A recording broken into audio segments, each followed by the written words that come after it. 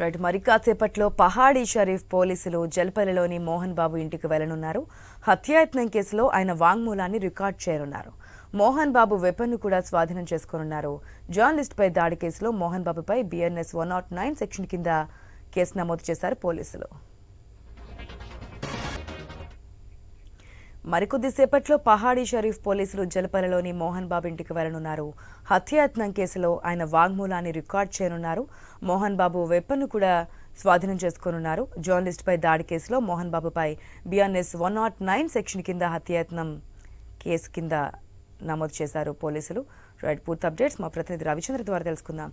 రవిచంద్ర, మోహన్ బాబుని మంచు మనోజ్ అండ్ మంచు విష్ణుని కూడా మొన్న ఇంట్రాగేషన్ రమ్మని చెప్పారు, కానీ ఇద్దరేళ్ల తప్ప ఆరోగ్య పరిస్థితుల రీత్యా మోహన్ బాబు హాజరు కావడం జరగలేదు. ఈరోజు స్వయాన జల్పల్లిలోని మోహన్ బాబు ఇంటికి వెళ్లి స్టేట్మెంట్ రికార్డ్ చేయబోతున్నట్టు తెలుస్తోంది. డీటెయిల్స్ ఏంటి?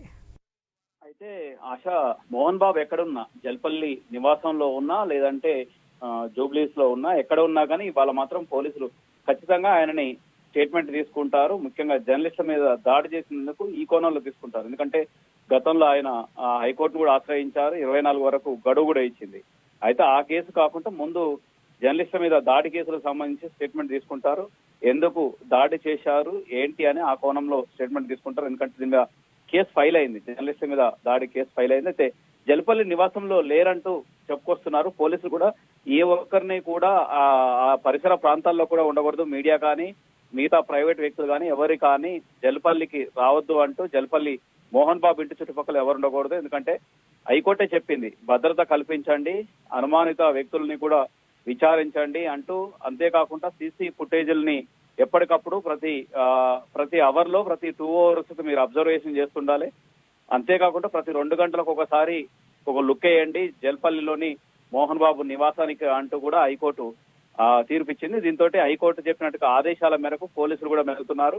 ఆ కేసు కాకుండా జర్నలిస్టుల మీద దాడి విషయంలో ఈయన స్టేట్మెంట్ తీసుకుంటారు మోహన్ బాబు ఎక్కడున్నా ఈ సాయంత్రం కల్లా స్టేట్మెంట్ తీసుకుంటారు. ఎందుకంటే నిన్నటి వరకు ఆయన ఆరోగ్యం బాగాలేదంటూ డాక్టర్లు చెప్పారు. ఆ తర్వాత డిశ్చార్జ్ అయ్యారు. డిశ్చార్జ్ అయిన తర్వాత ఆరోగ్యం కుదుటపడ్డట్టే భావించవచ్చు. దీంతో పోలీసులు మాత్రం స్టేట్మెంట్ తీసుకోవాలి. ఎందుకంటే ఒక కేసు సంబంధించి కేసు పెట్టిన తర్వాత ఆ తర్వాత దానికి సంబంధించిన వ్యక్తుల నుంచి వాంగ్మూలం తీసుకోవాల్సి ఉంటుంది. తర్వాత చర్యలు తీసుకోవాల్సి ఉంటుంది. ఆ తర్వాత కోర్టుకు కూడా సబ్మిట్ చేయాల్సి ఉంటుంది. కాబట్టి ఇప్పుడు ఆయన ఎక్కడ ఉన్నా కానీ, మోహన్ బాబు ఎక్కడున్నా, ఎందుకంటే 2 విధాలుగా చెప్తున్నారు పోలీసులు కూడా ఈ అంశాన్ని. ఎందుకంటే మీడియా హడావుడి లేకుండా విచారణ చేయాలన్న ఆలోచనతో పోలీస్ డిపార్ట్మెంట్ ఉంది.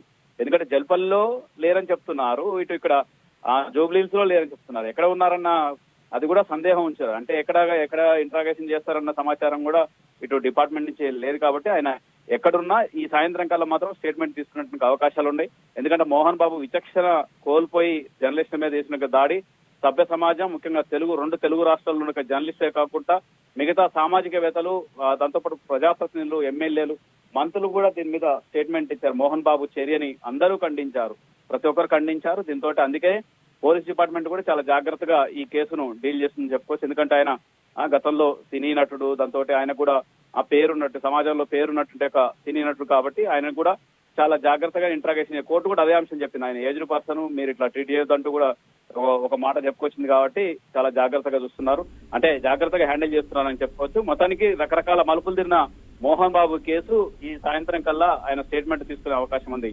ఆశ. Right Ravichandra, thanks for that.